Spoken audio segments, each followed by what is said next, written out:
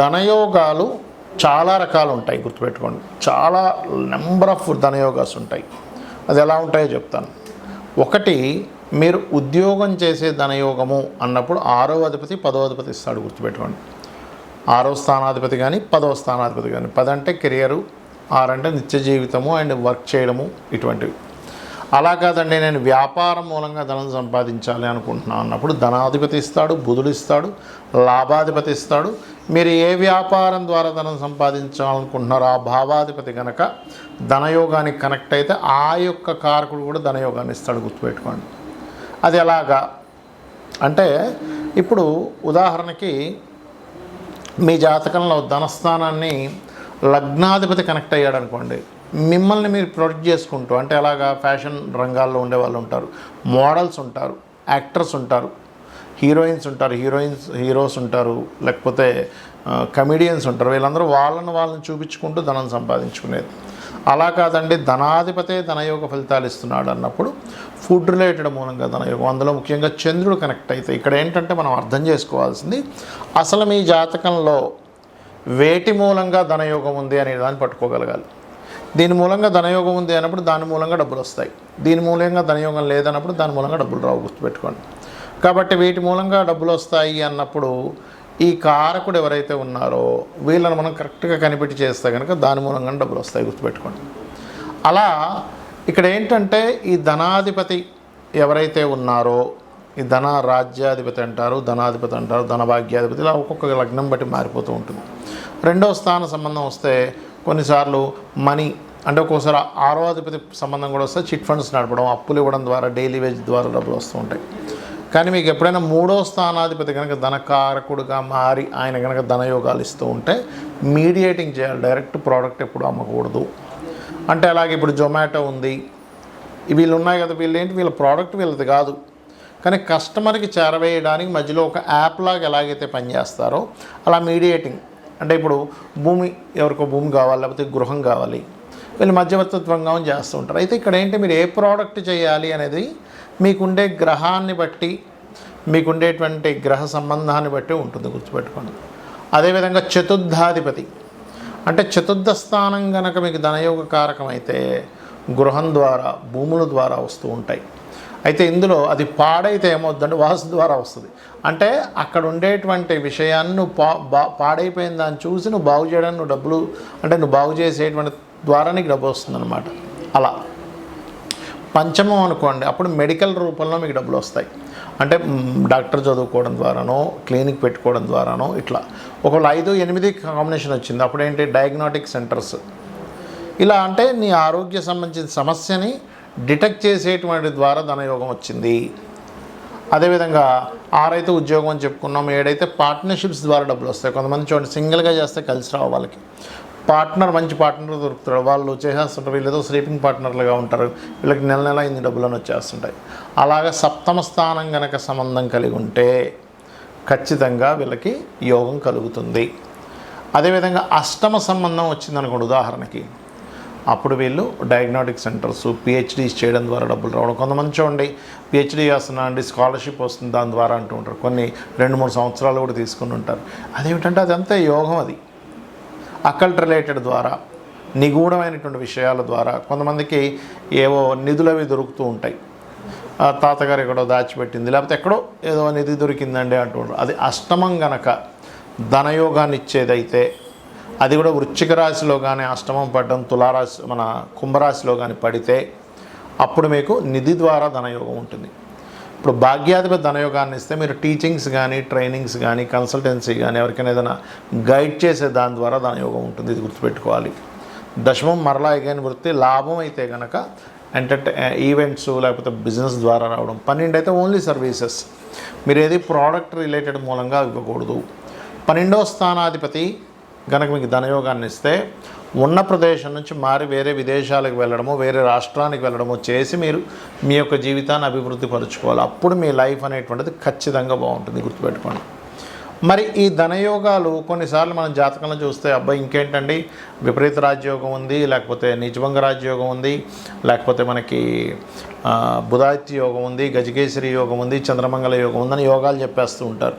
ఓ 15 యోగాలు వచ్చేస్తాయి మనం సిస్టంలో కొట్టగానే. కానీ జీవితం చూస్తే అక్కడే ఉంటుంది, ఎక్కడ వేసిన గొంగలు అక్కడే. చదువుతాడు కానీ ఉద్యోగం లేదు, వ్యాపారం చేస్తారు కానీ పెద్దగా కలిసి రాదు. దీనికి కారణాలు ఏమిటి? 2 కారణాలు ఉంటాయి ప్రధానంగా.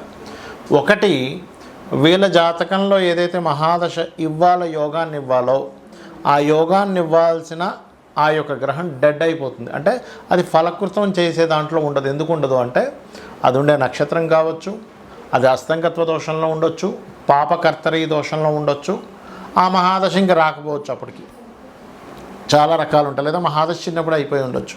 పేరుకు మాత్రం 2వ స్థానంలో పలానా గ్రహం ఉందండి, మంచి గ్రహం, కానీ డబ్బులు రావట్లేదు, ఎప్పుడో చిన్నప్పుడు అయిపోయింది, అప్పుడు పెద్దగా ఇవ్వదు అది. అప్పుడు ఏం చేయాలి? పాపకత్తిలో ఉండే గ్రహాలకు సంబంధించిన పరిహారం చేసుకోవడము. ఏ గ్రహం ద్వారా అయితే అది అస్తంగత్వ దోషం ఏర్పడిందో అస్తంగత్వ దోషాన్ని క్లియర్ చేసుకోవడం చేయాలి, గుర్తుపెట్టుకోండి. ఇది ప్రధానంగా చేయాలి. మరియు మరొక విషయం ఏంటంటే, మనకి జాతక చక్రంలో ఎలాగైతే గ్రహాలు యాక్టివ్ అయితే ధనయోగాన్ని ఇస్తాయో, వాస్తుపరంగా కూడా ధనాన్ని ఇచ్చేటువంటి పాయింట్స్ ఒక 3 ఉంటాయి. ఏమిటది అంటే, ఉత్తరం. అంటే మీకు ఒక అవకాశం రావడం, ఫస్ట్ అసలు మీకు ఒక అవకాశం రావాలిగా, డబ్బులు రావాలంటే అవకాశాన్ని ఇచ్చేటువంటి దిశ ఉత్తరం. వైట్ కలర్ ఉండాలి ఎప్పుడు ఉత్తరంలో. Red, orange, cream, yellow colours ఉంటే మీకు రావాల్సిన అవకాశం కూడా రాదు. ఉత్తరం పూర్తిగా మూతపడిపోయినా రాదు. ఇది చాలా చాలా చాలా గుర్తుపెట్టుకోండి. కిటికీ అయినా కనీసం ఉండాలి ఉత్తరంలో. ఇక 2వది ఆగ్నేయం. అంటే మీకు వచ్చిన అవకాశాన్ని మీరు ఫైనాన్షియల్గా అది క్రియేట్ అవుతుందా లేదా. ఆగ్నేయం ఏంటంటే మీకు పర్టికులర్గా మీకు వచ్చిన అవకాశం అది మనీగా మారాలిగా. వచ్చిన అవకాశం వచ్చింది, ఒక ఫోన్ కాల్ వచ్చింది, ఒక కన్సల్టెన్సీ మీరు ఏదో అబ్రాడ్ కన్సల్టెన్సీ పెట్టుకున్నారు, ఫోన్ కాల్ వచ్చింది, ఈ ఆఫీస్కి వచ్చి కలిశారు, మాట్లాడారు, వెళ్ళిపోయారు. ఏం లాభం? వచ్చి వెళ్ళిపోతుంటే ఎన్ని కాల్స్ వస్తాయి, ఏం లాభం మీకు? ఒకటైనా మీకు అది కన్వర్ట్ అవ్వాలిగా. ఎందుకు కన్వర్ట్ అవ్వదు? బికాజ్ ఆఫ్ ఆగ్నేయ దోషం వల్ల. అంటే ఆగ్నేయం పెరగడం కానీ తరగడం కానీ, అక్కడ బ్లూ కలర్స్ కానీ అలా ఉండకూడదు. గ్రీన్ కలర్ ఉండాలి, లేదా రెడ్ పింకిష్ కలర్స్ ఉండొచ్చు. బాగా చిన్నగా అయిపోవడం ఉండకూడదు ఆగ్నేయం. ఇది గుర్తుపెట్టుకోండి. ఇక 3వది, కస్టమర్ వచ్చాడండి, కన్వర్ట్ అయ్యాడు కానీ లాభం రాలేదు. బేరం ఆడి సర్లే ఎవరో ఒకరు ఏదో ఇట్లా ఏమీ లేదు కదా, సరే ఇచ్చేసేయండి, ఏదో రేటు కానీ ఇచ్చేస్తాం. దానికి కారణం పడమర. పడమర కనుక దోషం ఉంటే వెస్ట్ ఈజ్ లాభాలు, గెయిన్స్ అండ్ ప్రాఫిట్స్. అంటే మీకు వచ్చినటువంటి కస్టమరు అక్కడ పడమర దోషం ఉండడం వల్ల మీకు రావాల్సిన లాభం రాదు. సో ఇవి చూసుకుంటూ చేయండి, ఖచ్చితంగా మీకు ధనయోగం కలుగుతుంది. మరియు దీంతోపాటు ఓం ధర్మాధ్యక్ష ధనాధ్యక్ష ధనధాన్య వివర్ధిని నమః అనే మంత్రం చేయండి. 100% మీరు ధనవంతులు అవుతారు. శ్రీమాత్రే నమః. 6 నిమిషాలు వచ్చిందా ఇది? అయితే 1.5 చెప్తాను. వృషభం వారికి కనుక చూసుకున్నట్లయితే ప్రధానంగా వృషభం వారికి మీకు లగ్నాధిపతి శుక్రుడవుతాడు, మీ ధనాధిపతి బుధుడవుతాడు. అంటే మీకు ధనాన్ని ఇచ్చే కారకుడు బుధుడు.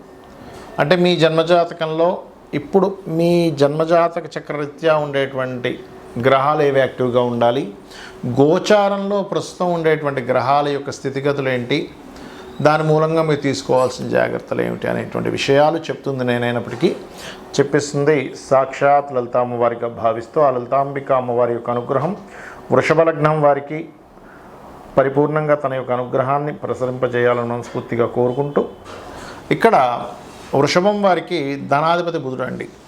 అంటే వీళ్ళ ఆలోచనల మూలంగానే డబ్బులు వస్తాయి, లేదా మెడికల్ రిలేటెడ్, లేదా పిల్లలు ఎదుగుతున్న కొద్దీ వృషభం వారికి ధనయోగం అనేది పెరుగుతుంది. అయితే మీకు ధనాన్నిచ్చే కారకులు ఎవరెవరు? బుధుడు మొట్టమొదటిగా, 2వది శుక్రుడు, 3వది శని, ఎందుకంటే భాగ్యాధిపతి దశమాధిపతి ఆయనే, 4వది గురువు అవుతాడు. కానీ ఆ గురువు ఏంటంటే ఇక్కడ పూర్వజన్మ కర్మకారకుడు కూడా అవుతున్నాడు. ఇక్కడ ఈ వృషభం వారికి అసలు ఎక్కడ వీళ్ళు మిస్టేక్ చేస్తారు అంటే, గురువుల్ని ఎప్పుడైతే వీళ్ళు దూషిస్తారో, మనకి చూడండి కొంతమంది భక్తులు ఉంటారు, భక్తులను వీళ్ళు ఎప్పుడైతే దూషిస్తూ ఉంటారో పూర్వజన్మ కర్మ ఇంకా పెరుగుతూ ఉంటుంది. అంటే ఎవరో ఏదో పూజ చేస్తున్నా, చేసేవాళ్ళేవా పూజ, నాకు తెలిసిన ఎలా పూజ చేస్తున్నావు అంటాం. నీకేం తెలుసు వాడు మనసులో చేసుకునే పూజ, నువ్వు బయటికి చూసి బాహ్యంగా నువ్వు జడ్జిమెంట్ చేస్తూ ఉంటావు. భక్తుల్ని జడ్జిమెంట్ చేయడము, టెంపుల్ని జడ్జిమెంట్ చేయడము, గురువుల్ని జడ్జిమెంట్ చేయడం ఆపేయాలి ఫస్ట్ వృషభం వారు. ఎప్పుడైతే, ఎందుకంటే మీరు గమనించండి, ఎనీ వృషభ లగ్న వాళ్ళకి ఎంత ఓపిక ఉంటుందంటే చాలా ఎక్కువ ఓపిక, చాలా చక్కగా కష్టపడతారు. కానీ గురుశాపంతో జన్మిస్తారు వృషభ లగ్నం వల్ల, అష్టమాధిపత్యం రావడం వల్ల. అప్పుడు ఏమవుతుంది, అందుకే వీళ్ళు చూడండి, ఎనీ స్కూల్లో కానీ కాలేజీ కానీ చదివేటప్పుడు గురువు నుంచి ఇంకా ఎక్కువ ఎక్స్పెక్ట్ చేస్తారు, ఇంకా బాగా చెప్పాలి, ఇంకా ఇన్డెప్త్గా చెప్పాలని. బికాజ్ ఆఫ్ ఇది కారణం. అయితే వీళ్ళకి బుధుడిని బలపరుచుకోవాలి. ఎప్పుడు కూడా బుధుడిని బలపరుచుకుంటూ ఇక్కడ వీళ్ళు శుక్ర శని గ్రహాల దగ్గర దీపారాధన చేస్తూ, ముఖ్యంగా బుధుడు ధనాధిపతి అవుతున్నాడు కాబట్టి ఇంట్లో వాస్తులో కూడా ఉత్తరం దిశ ఎట్టి పరిస్థితుల్లో కూడా మీరు ఎల్లో కానీ, క్రీమ్ కానీ, రెడ్ కానీ, ఆరెంజ్ కలర్స్ కానీ లేకుండా చూసుకోండి ఉత్తరం దిశ. అదేవిధంగా కంప్లీట్ వైట్ కలర్ ఉండేలా చూసుకోండి. అప్పుడు ఏమవుతుంది అంటే, మీరు ఎప్పుడైతే ఉత్తర దిశలో ఈ యొక్క కాంబినేషన్స్ ఉంటాయో, అంటే ఈ కలర్ కాంబినేషన్స్ కానివ్వండి, వేసే కర్టన్స్ కానివ్వండి, మీకు ధనాధిపతి బుధుడు అవుతాడు కాబట్టి బుధుడు ఉండేటువంటి ఇంట్లో వాస్తుపరంగా ఉండేటువంటి స్థానం ఏదైతే ఉందో ఆ యొక్క స్థానము కంప్లీట్గా పాజిటివ్గా మారుతూ ఉంటుంది, గుర్తుపెట్టుకోండి. ఇక మీరు నిత్యము చేయవలసినటువంటి దేవత ఆరాధన ఏమిటి అని చెప్పి చూసుకున్నట్లయితే, ప్రధానంగా మీరు చేయవలసినటువంటిది ఇక్కడ విష్ణు సహస్రనామాలు ఎక్కువగా చదువుకోవడము, కాస్త తిరుపతికి ఎక్కువగా వెళ్తూ ఉండడం, వెంకటేశ్వర స్వామి క్షేత్రాలకు వెళ్ళడం చేస్తూ ఉండండి. మీకు అన్ని విధాలా బాగుంటుంది.